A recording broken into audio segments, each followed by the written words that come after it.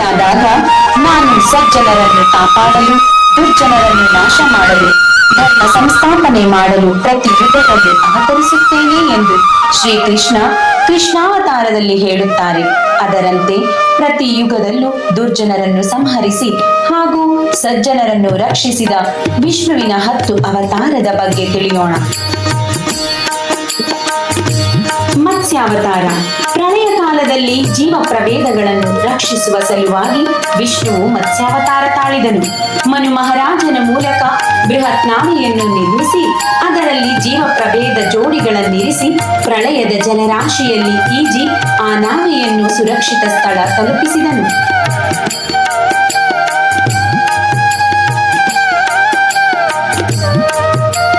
ಕೂರ್ಮಾವತಾರ. ಸಮುದ್ರ ಮಥನ ಸಂದರ್ಭದಲ್ಲಿ ಕಡೆಗೋಲಾಗಿ ಬಳಕೆಯಾಗಿದ್ದ ಮಂದರ ಪರ್ವತ ಕುಸಿಯತೊಡಗಿದಾಗ ವಿಷ್ಣುವು ಕೂರ್ಮಾವತಾರ ಅಂದರೆ ಆಮೆಯ ಅವತಾರ ಧರಿಸಿ ಪರ್ವತವನ್ನು ತನ್ನ ಬೆನ್ನ ಮೇಲೆ ಹೊತ್ತುಕೊಂಡನು. ಮಥನ ನಿರಾತಂಕವಾಗಿ ನಡೆದು ಅಮೃತ ಪ್ರಾಪ್ತಿಯಾಯಿತು.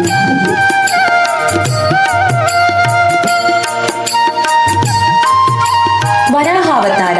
ದೈತ್ಯ ರಾಜ ಹಿರಣ್ಯಾಕ್ಷನು ಭೂದೇವಿಯನ್ನು ಅಪಹರಿಸಿದ್ದನು. ಆಗ ಮಹಾವಿಷ್ಣು ವರಾಹ ರೂಪ ಧರಿಸಿ ಹಿರಣ್ಯಾಕ್ಷನನ್ನು ಸಂಹರಿಸಿ ಭೂಮಿಯನ್ನು ರಕ್ಷಿಸಿದನು.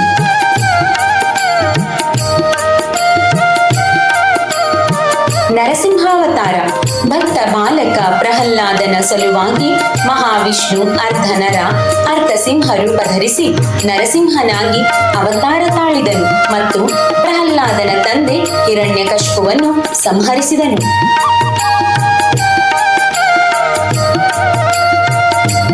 ವಾಮನ ತ್ರಿವಿಕ್ರಮ ಅವತಾರ.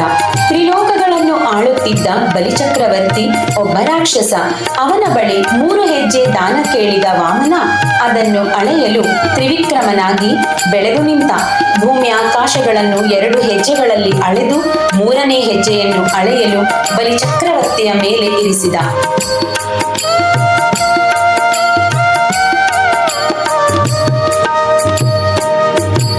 ಪರಶುರಾಮ ಅವತಾರ. ಪರಶುರಾಮ ಮಹಾವಿಷ್ಣುವಿನ 6ನೇ ಅವತಾರ. ರೇಣುಕೆ ಜಮದಗ್ನಿಯರ ಪುತ್ರನಾಗಿ ಜನಿಸಿದ ವಿಷ್ಣು ಪರಶುವನ್ನು ಹಿಡಿದು ಪರಶುರಾಮನೆಂದು ಹೆಸರು ಪಡೆದ. ಭೂಮಂಡಲವನ್ನು 27 ಬಾರಿ ಸುತ್ತಿ ಅಧರ್ಮಿಗಳಾಗಿದ್ದ ರಾಜರುಗಳನ್ನು ತನ್ನ ಪರಶುವಿನಿಂದ ದಂಡಿಸಿದ.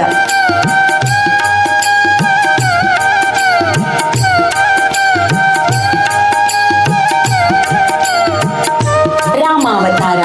3 ಲೋಕಗಳನ್ನು ಜಯಿಸಿ ಅಟ್ಟಹಾಸದಿಂದ ಮೆರೆಯುತ್ತಿದ್ದ ರಾವಣನನ್ನು ಶಿಕ್ಷಿಸುವ ಸಲುವಾಗಿ ಮಹಾವಿಷ್ಣುವು ಶ್ರೀರಾಮಾವತಾರ ತಾಳಿದನು. ಈ ಅವತಾರದಲ್ಲಿ ಲಕ್ಷ್ಮಿಯು ಸೀತೆಯಾಗಿ ಅವತರಿಸಿದಳು. ಸೀತಾಪಹರಣವೇ ಯುದ್ಧಕ್ಕೆ ಕಾರಣವಾಗಿ ರಾಮನು ಅವನನ್ನು ಸಂಹರಿಸಿದನು.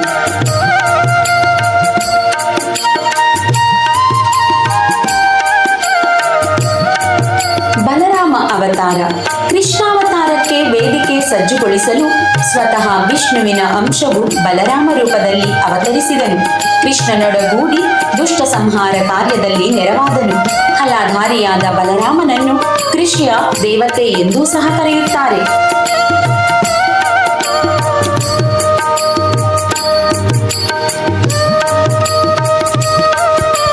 ಕೃಷ್ಣಾವತಾರ. ದ್ವಾಪರ ಯುಗದಲ್ಲಿ ಅಸುರರ ಕಾಟ ಮಿತಿ ಮೀರಿದಾಗ ವಿಷ್ಣುವು ಕೃಷ್ಣಾವತಾರ ತಾಳಿ ಬಂದರು.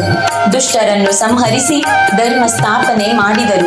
ಕುರುಕ್ಷೇತ್ರ ಯುದ್ಧದಲ್ಲಿ ಪಾಂಡವರ ಪಕ್ಷ ವಹಿಸಿ ಕೌರವರ ಸೋಲಿಗೆ ಕಾರಣರಾದರು. ಕೃಷ್ಣಾವತಾರವನ್ನು ಪೂರ್ಣಾವತಾರ ಎಂದು ಪುರಾಣಗಳು ಹೇಳುತ್ತವೆ.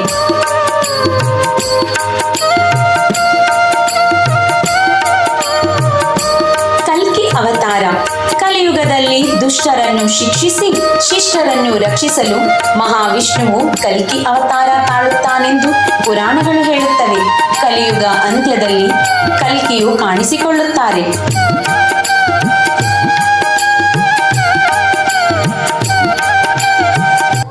ಯದಾ ಯದಾ ಹಿ ಧರ್ಮಸ್ಯ ಗ್ಲಾನಿರ್ಭವತಿ ಭಾರತ ಅಭ್ಯುತ್ಥಾನಂ ಅಧರ್ಮಸ್ಯ ತದಾತ್ಮಾನಂ ಸೃಜಾಮ್ಯಹಂ परित्राणाय साधूनां विनाशाय च दुष्कृतां धर्म संस्थापनार्थाय संभवामि युगे